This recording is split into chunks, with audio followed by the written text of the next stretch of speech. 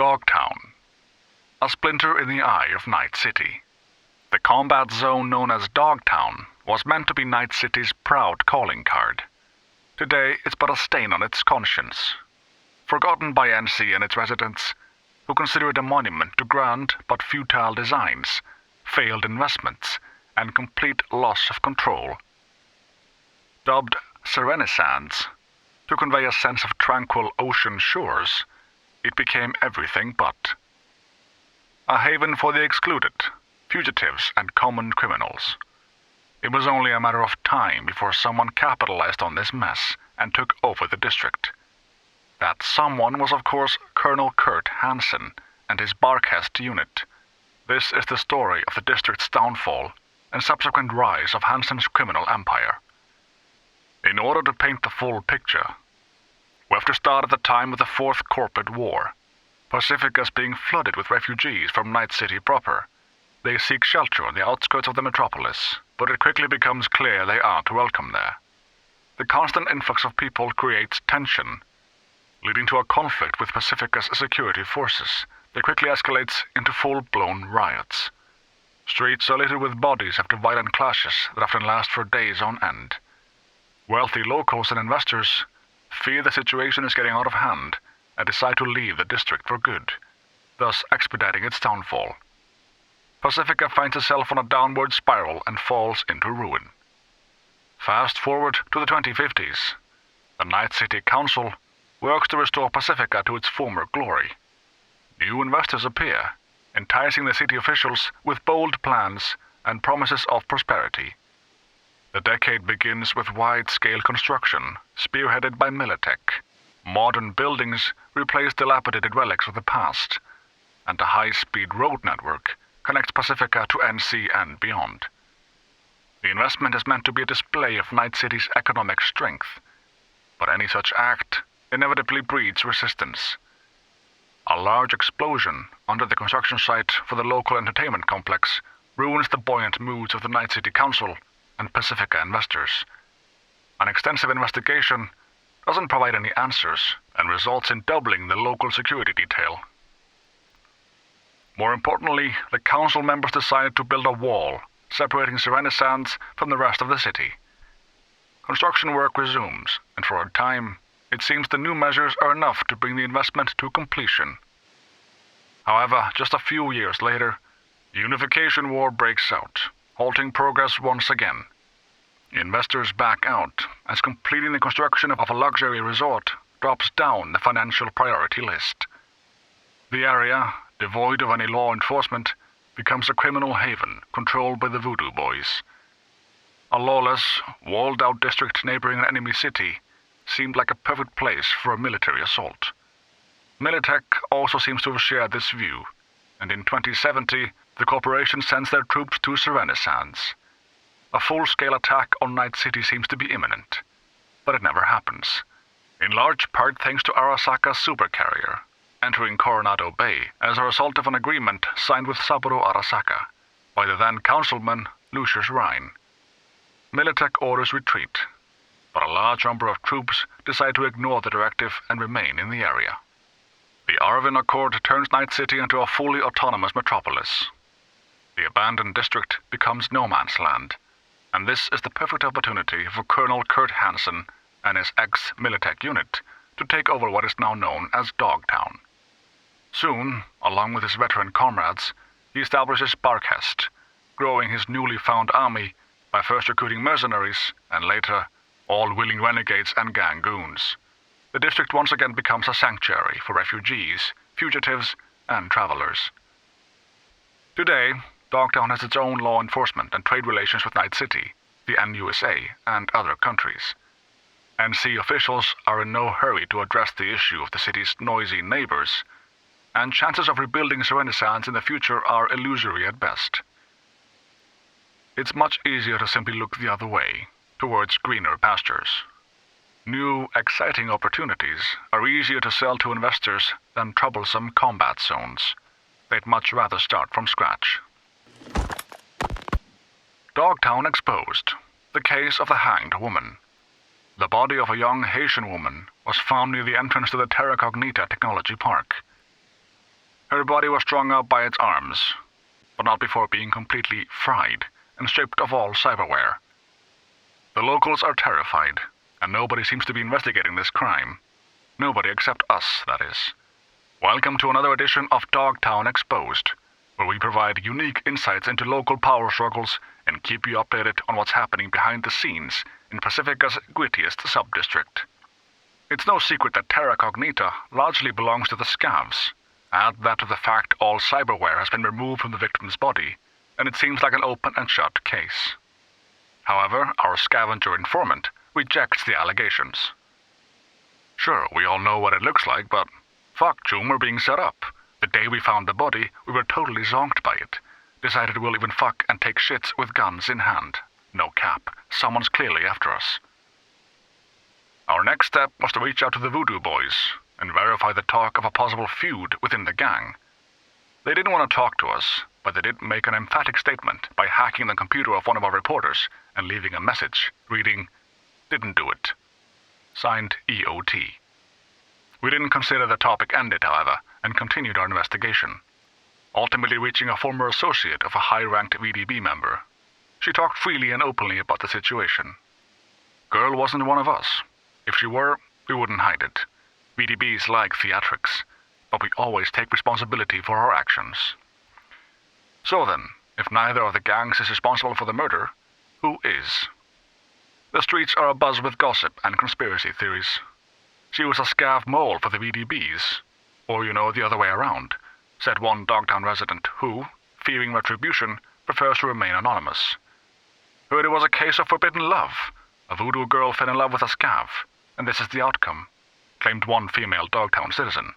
Found her first and saw how totally fried she was. Positive she was a mule, a virus carrier, Her goal was to infect everyone in Terra Cognita. But her eyes got all fucked up and she's self-fried. Good riddance if you asked me. Live by the sword, die by the sword and all that, said an older citizen who approached us while we were conducting our inquiries. But who hung her over the gate if that's what happened? Oh, fuck off, you journo hacks, nitpicking whenever someone says something smart. We kept digging, looking for answers and checking with all our sources, to no avail. But just when we were ready to give up, someone sent us CCTV footage from the Barghest vehicle control outpost by the gate. What we saw there was puzzling to say the least. A woman exits the car. Video quality is too low to determine her identity with 100% accuracy, but she definitely resembles the murdered Haitian. Suddenly the woman starts twitching and convulsing, but nobody cares enough to help her. The woman falls on the ground and finally goes limp. One of the guards lights a cigarette and continues his conversation with his colleague. Finally, the smoking guard gets in the woman's car and drives away from the station. The other guard drags the body into the darkness and out of the shot. What has transpired on that fateful night at the Dogtown border? It's possible we'll never know. Barghest remained silent on the matter, and any witnesses other than the brave soul who sent us the video and never contacted us again refused to come forward. That doesn't mean we're willing to abandon our investigation. Is it possible that Kurt Hansen's men are trying to escalate the conflict between the Scavs and the Voodoo Boys? If that's the case, what is their ultimate goal in doing so?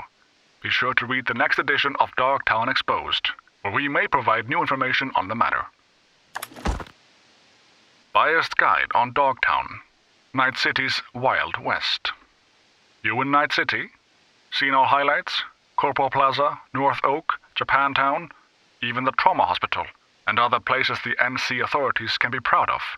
Then it's time for Dogtown, the part of Night City that those in power would like to forget, if they could.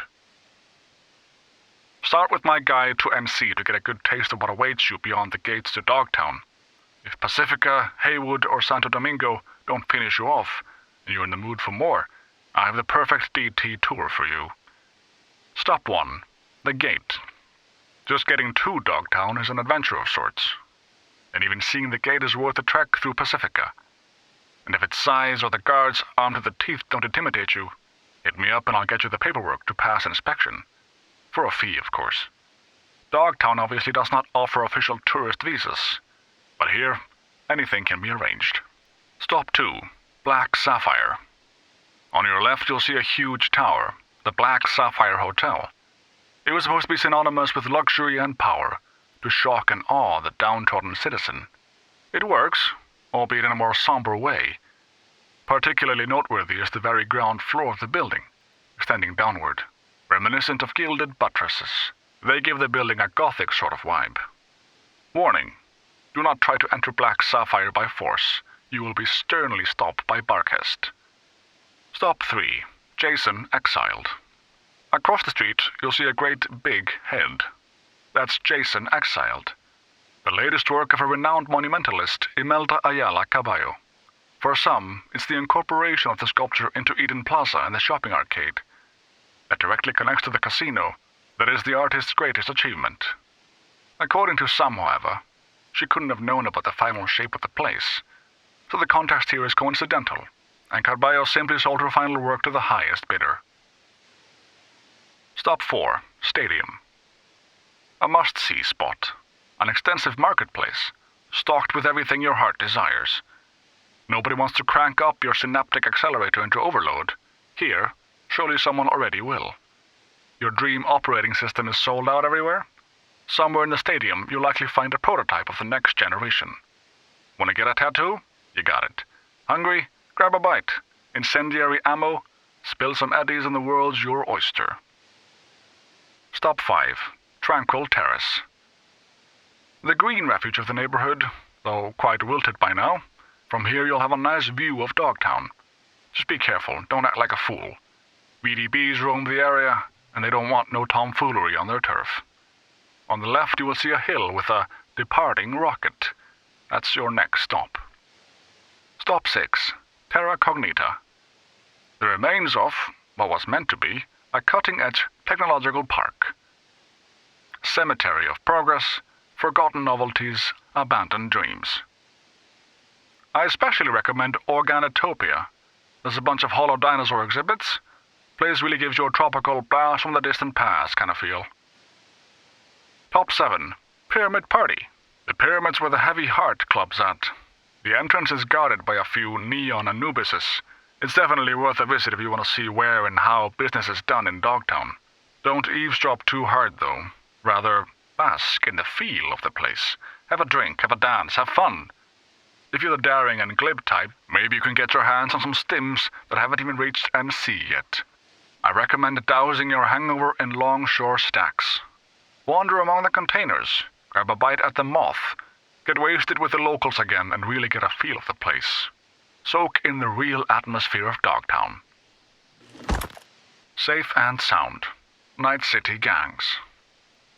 Hi there, it's your friendly neighborhood canine Sergeant Dobbs. This useful little guide you're holding contains essential information on the Night City's largest gangs, where you'll learn which districts to avoid, how to recognize gang members, how to avoid dangerous situations.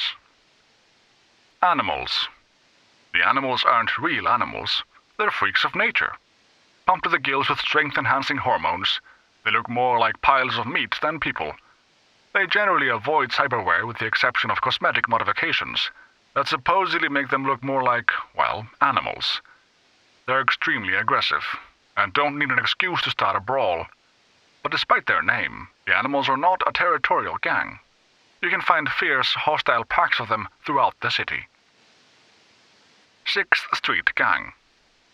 From a distance, they could easily be mistaken for soldiers on leave. Military uniforms, combat boots, buzzcuts, shouting "Hoorah!" every chance they get.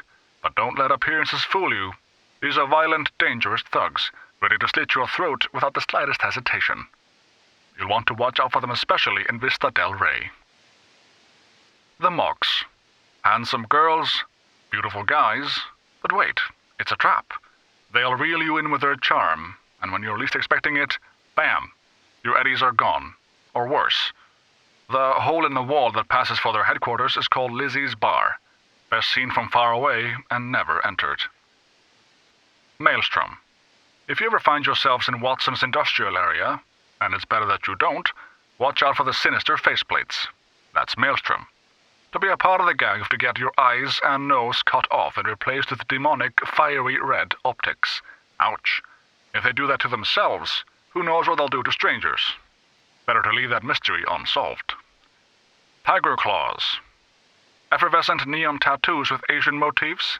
Katanas and shurikens, racing bikes, these are some of the trademarks of the Tiger Claws gang, with a noticeable presence in Japantown.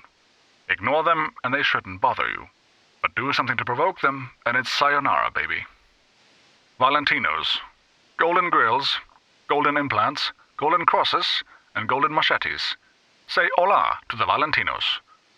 Despite the Catholic symbolism, they're not exactly love thy neighbor types. Those who get in their way usually end up chopped into pieces and tossed into the Del Coronado. Voodoo boys. These predominantly Haitian gangers are based in Pacifica, but they hunt their victims elsewhere, the net. The voodoo boys are the most skilled netrunners in the Night City underworld. But beware, that doesn't mean they're not dangerous in real space too. Be sure to give them a wide berth. Or you might just end up like one of their black roosters, without a head. Samurai. 30 years later, facts, myths, and more myths. When Silverhand formed Samurai, he did so as a fully fledged artist. He knew what he wanted, and as the group's charismatic leader, he knew how to impose his vision on the rest of the band. The roles in the group were clearly divided. Johnny and Kerry Eurodyne were the inspired provocateurs, the continually conflicted soul of the band. Meanwhile, Henry, bass, lived in his own world, even in those rare instances when he wasn't high out of his mind. He may never have known how good he was. Rumor had it Silverhand was sleeping with Henry to keep him in the band. Silverhand was also rumored to be sleeping with Kerry to boost the latter's morale. The truth is, Johnny was sleeping with everyone, though his heart wasn't always in it. Soon after Samurai's breakup, Henry suffered a literal shock in an accident, after which he began behaving even more strangely than usual. And then, almost as if he'd been steady and waiting to jump at the chance, he hit rock bottom. Nancy, keyboards, was the single reasonable, normal person in the group. She came to a gig, played to the best of her ability, then went home. Only thing was, her toxic, aggressive piece of shit husband was at home too. He ended up tightening his grip on her enough that she left the band. Soon after he tried to turn the screw some more, but something in Nancy snapped. She finally remembered her murky gang past, and her husband had more than enough to think about as he fell 80 floors down. After 7 months spent in jail, Nancy returned to Samurai, but it wasn't the same. In the end, she left again, for good, and started a new media career as Bess Isis for N54 News. Denny, drummer and high-functioning neurotic, plagued by thousands of real and imagined obsessions, was only truly herself on stage. Off stage, she spent most of her time trying to prove to herself that she wasn't as fucked up as everybody else seemed to think. That's likely why she took up with Henry. Compared to him, Denny was normal indeed. If it hadn't been for Silverhand's legendary hatred of managers, those slick ass-kissers who told you what to say and when and where you were going to play, and who you have to play nice with, Samurai could have achieved much greater success. Instead, they always remained a punk alternative, icons of cool and uncompromising rebellion. One day, you can't get into one of their gigs. The next, you could walk right by a whacked-out Silverhand puking into the river. And that's what Johnny would call true freedom, before barfing on your shoes. Silverhand's death was what truly launched Samurai into the realm of legend and out of reality. Pathology of the Badlands. Have you ever dreamed of leaving the city for a life on the road? Has your child ever told you they dream of becoming a nomad adventurer? Mistake. The romanticization of these brave highway pirates is as common as it is harmful.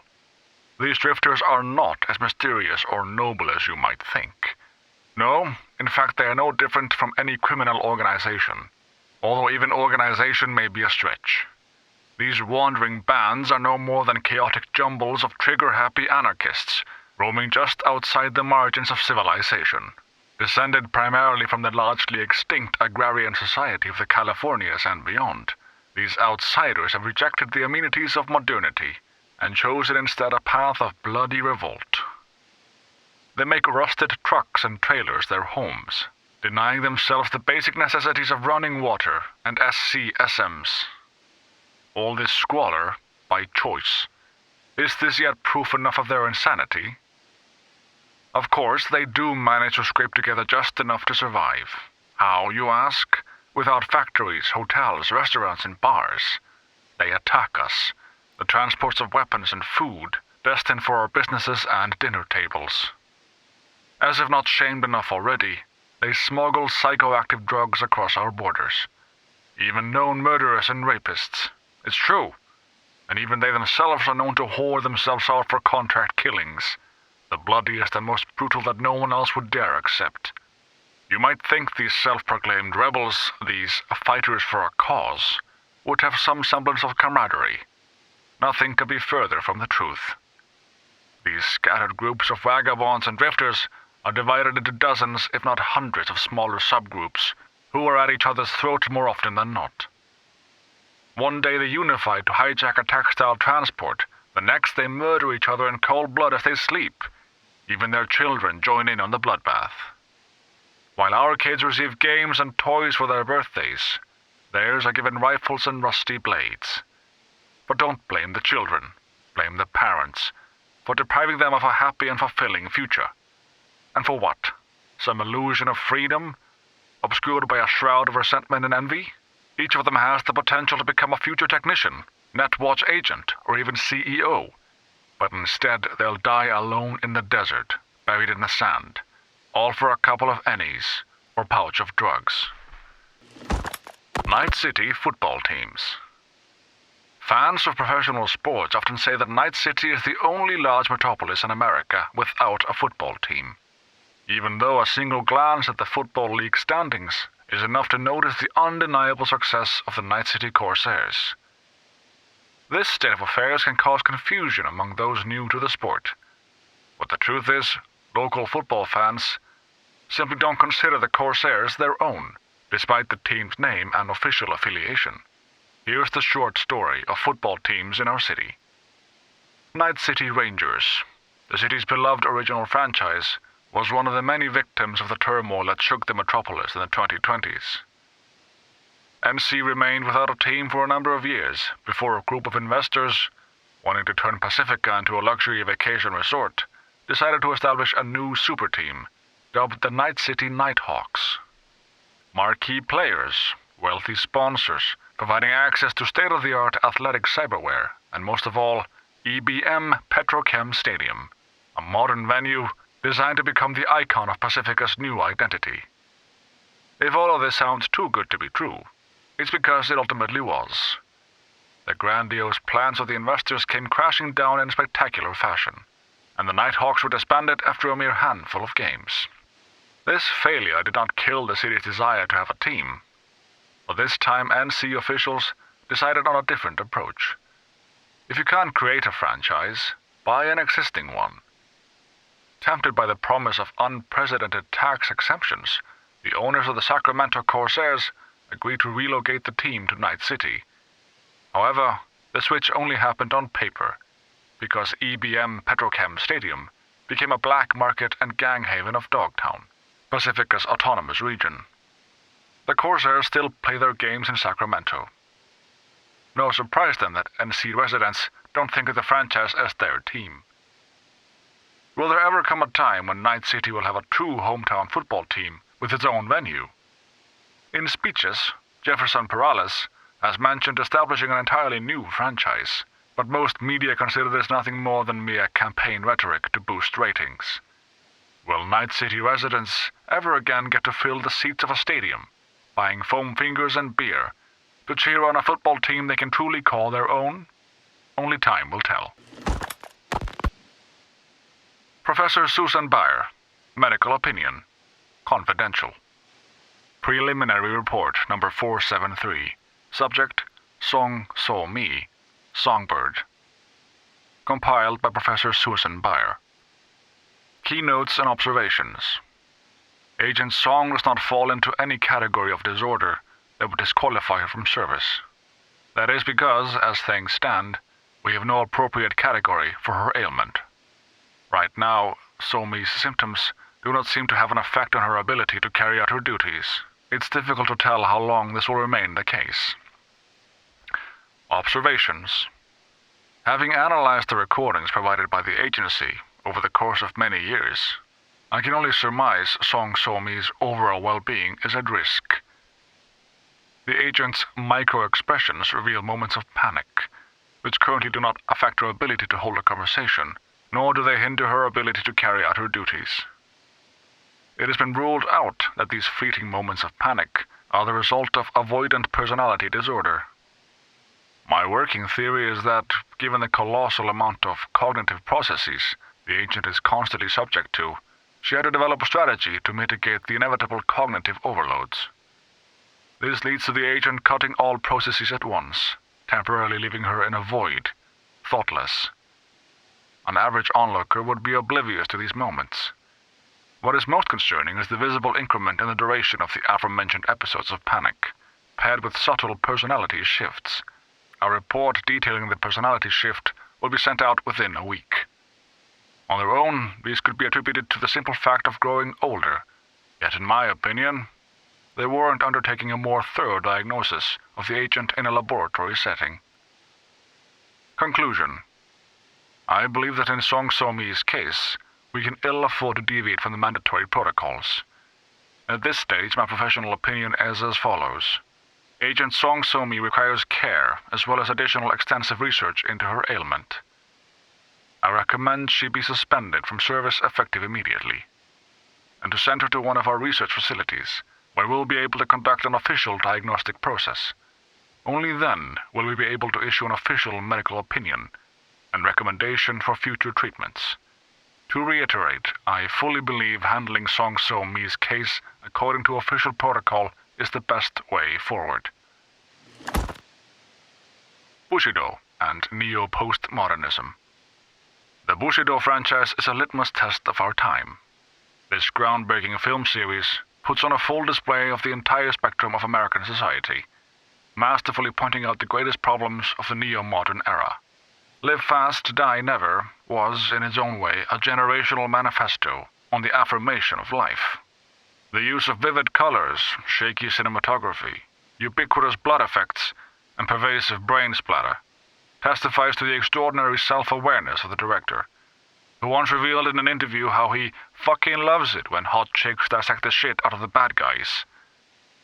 Perhaps no other concept more aptly describes the underlying societal ethos when Bushido 3 was released. Especially worthy of note is the repetition in subsequent installments of the implant bomb motif, through the prism of which the protagonist reinterprets reality. One example of this convention's flawless implementation appears in the latest film in the series, Bushido X, Fade to Black. The scene in which the powerful gorilla disembodies the arm of Jake, as played by the transcendent Tim Kelly, demonstrates in brilliant form the duality of the human condition. On the one hand, Jake loses his cybernetic arm, a symbol of both his tragic past and the ongoing techno-ontological conflict within his psyche. On the other hand, it is precisely due to his dismemberment that Gorilla is blown to bloody bits by a sensational explosion sequence. And the final disintegration of the antagonist's body into a blood spray of gore. How should this be interpreted? It is a metaphorical cry of deeply rooted despair, a manifestation of the personal transgression. This fragmentation of body could likewise be interpreted as a fragmentation of the individual mind, thus provoking the question, whose mind?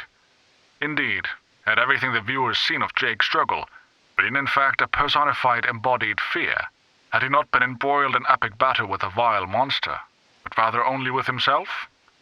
Could the entirety of Jake's narrative been only a manifestation of some cyberpsychotic dream state? Among all the depth and nuance that has defined this franchise since its inception, only one thing is truly certain. Bushido has forever changed the world of cinema. Cyberware usage and its side effects. Many people believe we live in a time when impossible has become an obsolete term. Ripidocs can replace nearly any part of the human body with artificial implants, from your big toe to portions of the nervous system. My years in trauma team, however, taught me that the impossible is still very much possible. Even now, as we enter the twilight of the 21st century, we as medical professionals have not been able to eliminate all of the side effects that come from incorporating cybernetic elements into our bodies. Of course, everyone is familiar with the mental disorder most commonly referred to as cyberpsychosis. But it doesn't end there. Although advances in medical science for the greater part of a century have reduced its incidence to a minimum, cyberware rejection can still occur in a small subset of the population. These unlucky few can experience a range of complications, but the following are most prevalent. Number 1. Immune response. The body rejects the implant, causing scar tissue to continue growing to the point that it causes pain and inflammation of surrounding tissue, as well as possible interference with the tech's electrical circuits. Number 2. Psychological effects. Neurological implants have the potential to cause unpredictable change in the brain. Possible side effects include depression, apathy, hallucinations, and sudden increases in addictive behaviors such as gambling. Number 3. Implant overdependence. Long-term use of certain synthetic body part replacements can change the brain's chemistry to make it accustomed to a particular type of implant. There are reported cases of permanent blindness after patients attempted to replace their Kiroshi optical implants with different models. In the face of these known risks, what should our outlook be as consumers and medical professionals? To deny ourselves cybernetic enhancements on the 0.5% chance we could lose our vision forever and gamble away our life savings at the casino? The clear answer is no. Cyberware technology has elevated human biology to the point where these what-if arguments serve against our best interests. The best advice I can offer for minimizing your risk is to read the techno-medical profiles for all cyberware you intend to purchase before you install it. Nomads for the thick-skinned. Okay, the matter's simple. Whatever you read or hear about the nomads in the city media doesn't hold an ounce of water. The biggest lie bandied around is that being a nomad is a job. It's not. Nomadism is a lifestyle. See, if you want to know something about nomads, all you have to do is ask one yourself. Luckily, I already know the questions because I've been asked them 1,000 times. So let's get started, shall we? Number 1. Why did the nomads organize themselves? Well, why not unite millions of people roaming around the country? Besides, if you know what you're looking for, you'll instantly know which clan a nomad belongs to.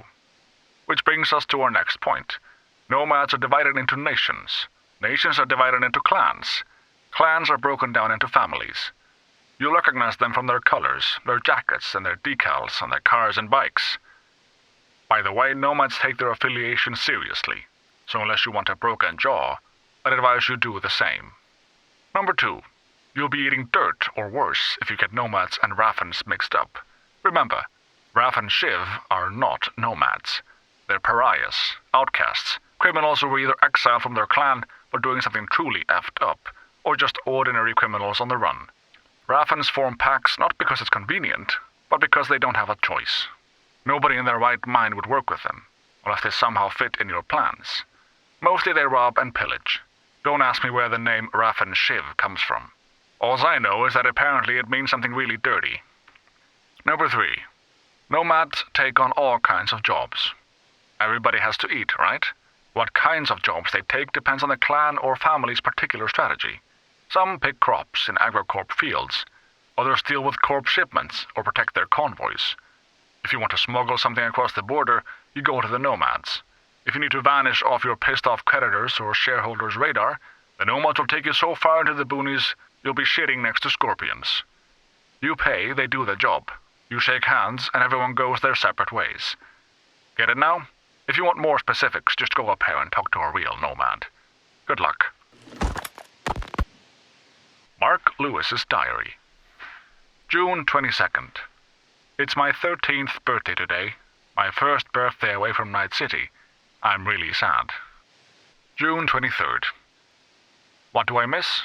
I miss having a bathroom with a shower and a toilet. I miss my room with my comfy bed and my games. I miss having a cleaning lady. I miss ordering takeout.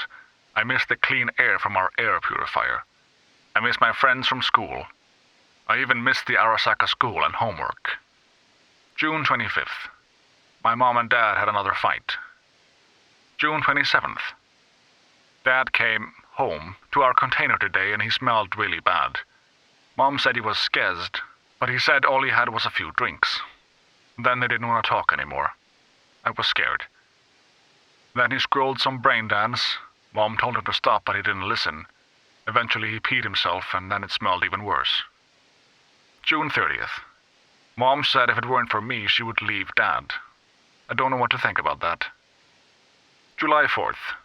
Some people came and robbed us. I was scared. They beat Dad up. July 5th. Mom got really mad at Dad today. She yelled at him that it was all his fault. That he was stupid and a shit media. Dad hit Mom. I tried to stop him and he hit me too. July 6th. Dad said he was really sorry. He kept saying how sorry he was. He wouldn't stop, and honestly it was worse than when he hit me. I couldn't look at him. He promised it wouldn't happen again, but I don't know if I believe him. July 7th. Dad got drunk and started talking about his job at N54 News, how he used to be a real journalist, like one of the few real ones left. I asked him why we ended up here, and then he said, "Sometimes when you do the right thing, you do something stupid." July 8th. Mom said I have to go work at the stadium too. We don't have enough money. July 9th. I started working at a med store. They make me go from one vendor to another since everyone needs something. It's like all these people are sick, but they all look fine to me. July 10th. I brought my day's pay home, but now I can't find it. July 11th. Dad stole it. Mom started yelling at him again. She said he wasn't a media. He was just a no-good thief. That a real journalist would know what not to write so they don't lose their job. Dad hit Mom again. I didn't do anything to stop him. I feel like a coward. I miss my friends. Interview with a queen of the Metro Jungle. Here's a tasty morsel for all those fascinated by the secrets of the Night City underbelly. After months of stonewalling and upsetting threats, I finally arranged an interview with a member of the Animals gang. We met in a bar in the far west side of Pacifica. When she pierced my eyes with her own slitted pupils, I thought back to those old wildlife docu-vids I used to watch and realized I must have felt just like those gazelles did when ambushed by a pride of lions. Truly, thank you for agreeing to this interview. They didn't mind your pack? Herd? Ha! They don't give two rat shits. Do what I want, when I want. They got a problem, me and them can square up. Thing is, I know they're all too scared to try. Are all of the animals guided by this survival of the fittest principle? Bet your ass. If you ain't hard, you're a blood bag waiting to pop. That's why we bulk. Roids, modified horse growth hormones, at least half a day in the gym. Wait, did you say horse? What? You think animals is just some cute name? Humans are weak by nature. Hippos, though, they can eat a whole croc. Can you? And dude, tigers, 4-inch canines, and 700 pounds of pure fucking majesty? And that's who we are, the alpha beasts of Night City, kings and queens of life and death. You sound like a poet. Well, say that again and you'll be wearing your jaw like a hat. Yes, well, is it true you reject the use of cybernetics? Yes and no. Co-processors can be hacked, so we steer clear of those. But retractable blades, metal claws, titanium jaws, leopard print tech leather, that's another story. Fascinating. Well, I won't keep you any longer. So let me thank you for your time today. Is there anything else you'd like to express to our readers? Don't fuck with the animals, Night City. We'll rip you apart, chew you up, and spit out the bones. Choom, don't take it personal. Choom, real sorry, but here's the deal. Should have had the balls to tell you just straight to your face, but I know the sitch you're in and I just couldn't. Had to bounce out of NC before the suits got you, you know. Fucking glad to hear you made it through the border, and if it were up to me, you could chill here with us forever. But it's not. Diane gave me an ultimatum. Ain't gonna kick you out. No way I'd stoop that low. But the sitch is you gotta find a gig here, and once you're on your feet, you're gonna have to go out and find your own place. Know you worked in sales back cityside, so for sure you can try your luck at some store or vendor or something. Made you a list. Maybe it'll help. So in the longshore stacks, there's a choom selling clothes and stuff. Not all of them got bullet holes. Would be a good place to start. Pretty low risk, probably. There's also some chick in the stacks who worked for a media corp. Sells all sorts of shit. Should be able to figure something out with her pretty easy. At the stadium, we got 2 brain dance tombs. Real cultured. Got like an artistic vision and shit. Could make a decent gig, maybe something for the future. Also got this hacker kid at the stadium. Apparently the little fucker's a genius or something. Maybe he'll take you. If not, there's also some dude selling clothes there, some ambitious ex-suit. But honestly, I'd be careful at the stadium. You got all sorts of skazheads and psycho vendors. Could land in some shit. As for the heavier stuff, in the stacks you got an ex-city cop selling guns. You get in there, the eddies could stack up nice. There's also another weapon seller with her sons. Got a large-scale iron fakes operation going. They're in the stadium, because where else? For more specialist stuff, there's an ex-trauma team chick. Now she's got a real backstory. Showed her face once and had to skip NC all the way here. Sells meds. Not sure if it makes sense to go there. Honestly, the same story with the Rippers. There's one without any sort of medic license and one running from some cartel. I'd avoid them both unless you got a thing for clinics. That's all, man. Good luck and sorry. Really. Seriously didn't have a choice here. Stan.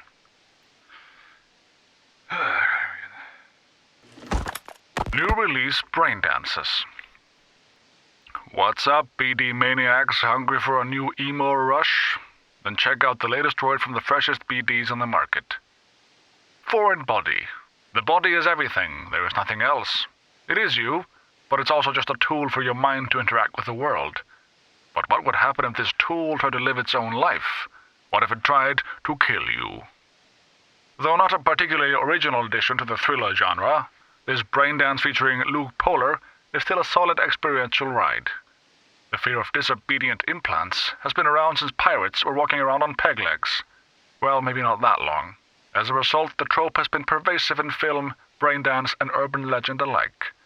Still, Foreign Body borrows some of the genre's best elements while still incorporating just enough new stuff to the mix to keep it interesting. After all, it's not every day you see the world from the perspective of a sentient arm. Maxwell's Rehab. This brain dance season has been chock full of horror, but this one stands out from the rest. The always phenomenal Maxwell Ramirez is pushed to the brink of cyberpsychosis so he can relive his return to normalcy.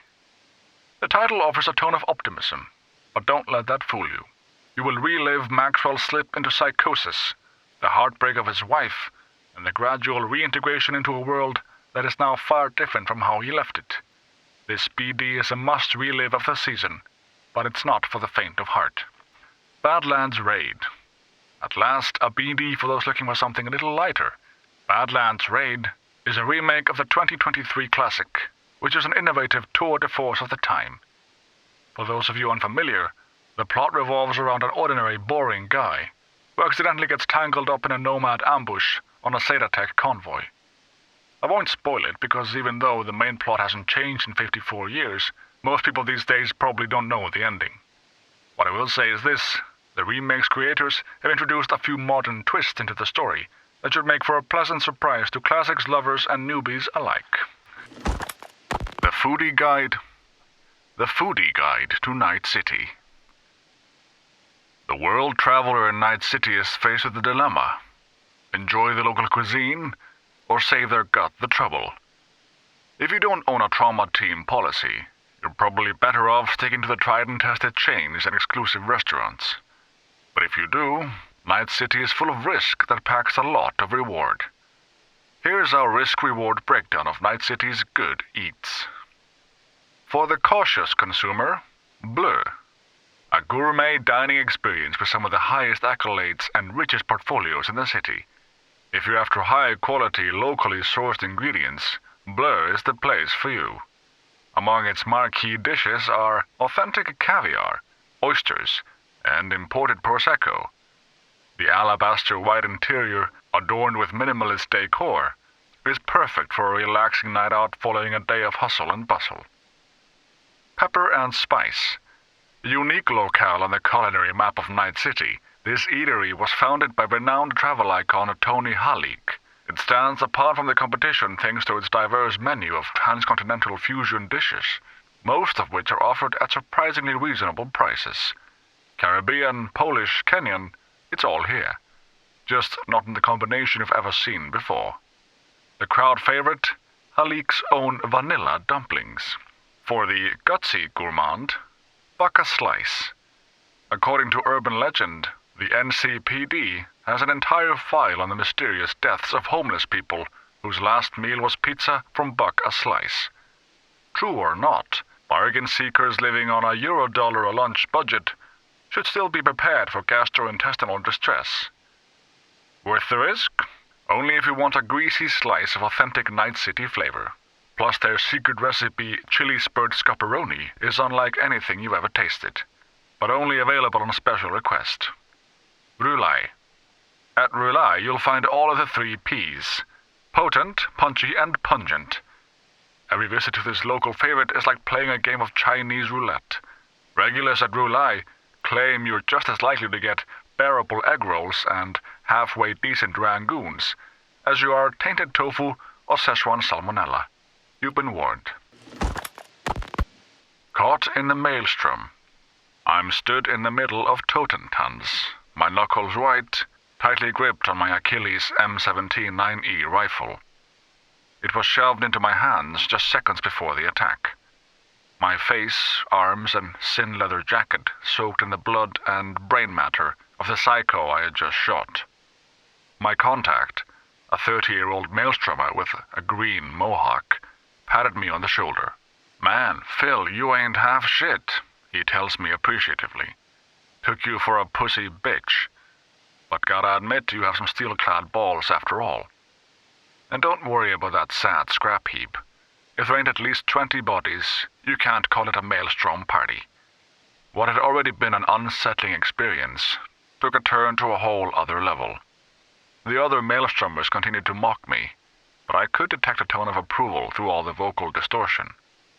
My mohawked contact even proposed that they install in me one of their distinct rudimentary implants.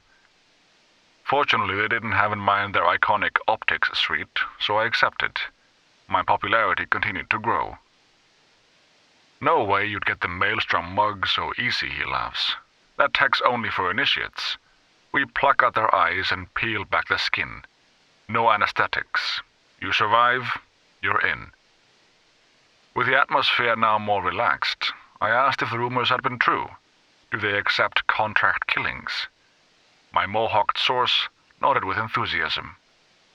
"Oh, fuck yeah. We make a good scratch and it's a great morale booster. You know, machines ain't bothered with a mess of feelings, and that's what we aim for. Doing hit jobs like that helps us gouge out all the gooey emotions we still got left. Recently, this one guy got all whiny and snot-nosed just because we roasted some kid. I told him, I said, 'Dude, you better relive some suppressor BD, and fast, or boss man's gonna blow your head off.' The gong should have fucking listened." As I listened to his explanations and anecdotes, I realized that amusement clearly must not be one of their blacklisted emotions, and that I couldn't help but wonder, are machines capable of laughter? Relive.it, Braindance Quarterly. Guest editorial. Braindance editors have long strived to strike a balance between real, lived experience and technological experiential purity. The more heavily processed the material, the more abstracted the pathways, the clearer the Braindance recording. These fundamental elements of design have guided editors since the first wave of brain-to-brain experience-sharing technology took hold. In their pursuit of balance, however, editors have clearly shown a bias for purity over naturalism over the years, even going so far as to use it as a point of pride in the quality of the production. But in the industry's latest push for greater purity, has the purpose of the technology already been forgotten? Will we not find ourselves processing and filtering a Braindance recording to the point that the emotional experience no longer extends beyond what we receive from film, television, and video games? After reliving some of the latest titles on my feeder unit, this once academic question now feels all too inevitable with the industry's current trajectory. For a moment, let's consider why some reports suggest more and more users are searching for unlicensed titles on the black market, so-called black braindances, extreme braindances, or XBDs. Are we so sure it's the illicit content they are after? Maybe the real draw is the residual grit we editors try so hard to remove. Distracting thoughts, irrelevant memories, loose associative threads, emotions stretching beyond the desired spectrum. What if this noise is not so superfluous as we believe it to be? What if these peripheral experiences hold the potential to elevate a good brain dance to an exquisite one? We do ourselves a disservice by not exploring these questions before our blind crusade for brain dance purity leads this industry straight into the bin of obsolete flash-in-the-pan technology. J.A. Relive.it, the quarterly magazine for brain dance editors, amateurs, and enthusiasts, Volume 4/78, December 2076. Emergency on demand. How did it happen? When and why did we as a society decide that human life is a commodity, a luxury? My mother passed away at 45. She still had decades of life to live until it was all stolen from her by common pneumonia. If she had held even the cheapest trauma team policy, she could have been cured within an hour. But she couldn't afford it. My mother died 5 months before her scheduled appointment with our family practitioner. The idea of privatized healthcare is deeply ingrained in our public psyche. Already in 2020, there was widespread consensus that $500 a month was a fair price for trauma team insurance. Health wasn't something you were given, it was something you earned. The private system may not be perfect, but there's no alternative, we thought. Bullshit. Now cross the Pacific Ocean to the USSR, where they also have highly trained medical technicians, high-precision nanosurgical suites, specialized antibodies, intravenous probes, the list goes on. Emergency airlift using modern AVs, equipped with cryotonic chambers, they have those too. The difference then, they don't leave their people to die on the streets, at the store, in their homes. They don't force anyone to purchase their lives from a corporation, as if they're the ones who own it. Public health care isn't some unachievable utopia, it is a reality. Trauma Team, on the other hand, treats its policyholders as both potential patients to be treated and potential products to be bought. They save lives only because there is profit in it. A saved life is a returning customer. Client death can also bring in fiscal gains, in the form of organ and implant resale, though of course in regulated smaller sums. An emergency care provider can't give its managers reasons to deliberately kill off its clientele base for short-term windfalls. Surely, you ask, these medical professionals are also guided by their Hippocratic oaths. Please. Julia Young and the final stretch. First, it's nothing but a bright future spread out shining before you. You're a once-in-a-generation talent. Amazing. Just sign the dotted line and we'll turn you into the best boxer on the West Coast.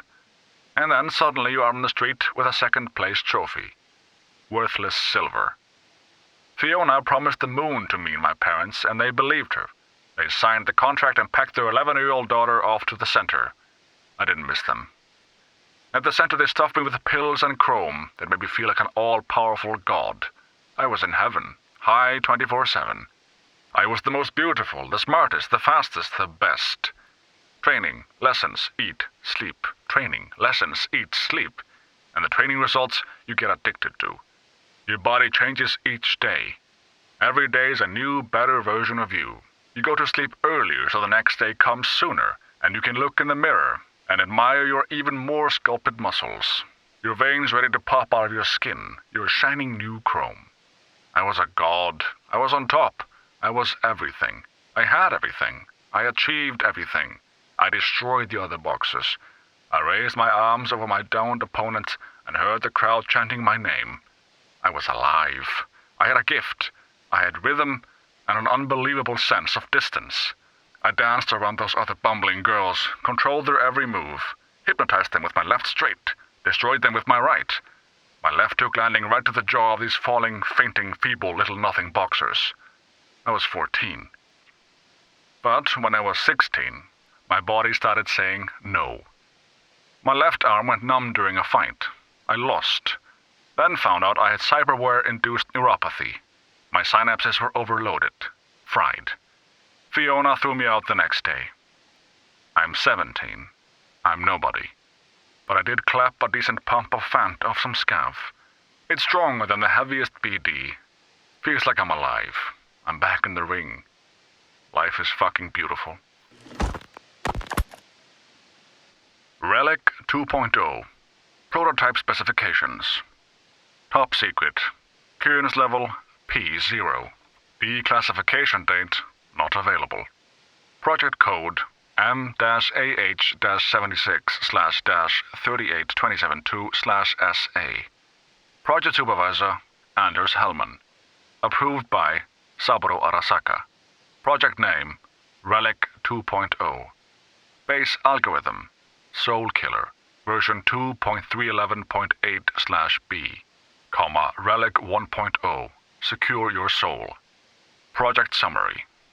Unlike Relic 1.0, the latest version of the biochip prototype is not only designed to store a digitized engram for basic communication, but also an enhanced personality construct capable of independent function and reimplantation into a new organic host body.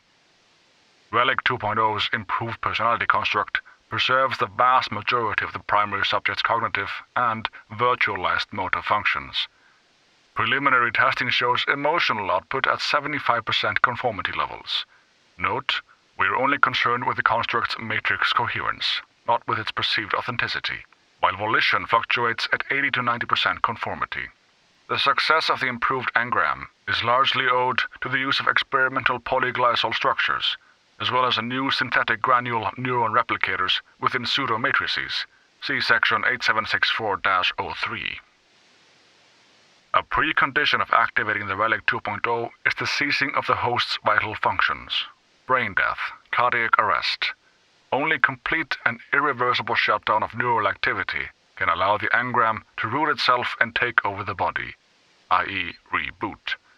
Clinical trials using subjects on the verge of biological death have proven unsuccessful in activating the Relic 2.0's basic functionality. In cases where subjects underwent biological death upon taking root, the biochip showed promising signals of initial activity prior to lapsing. Identifying the cause of failure despite fulfilling all technical requirements is the first step to achieving a breakthrough, i.e. complete activation of the Relic 2.0's construct in a suitably prepared organic host body. Full target description, see section 31B-02. Spring-Summer 2077 collection. This upcoming spring, don't forget to aim higher with the Jinguji Spring-Summer 2077 collection. Whether you value essence over flair, flair over essence, or both in harmonious balance, Jinguji will guide you on the path to find yourself.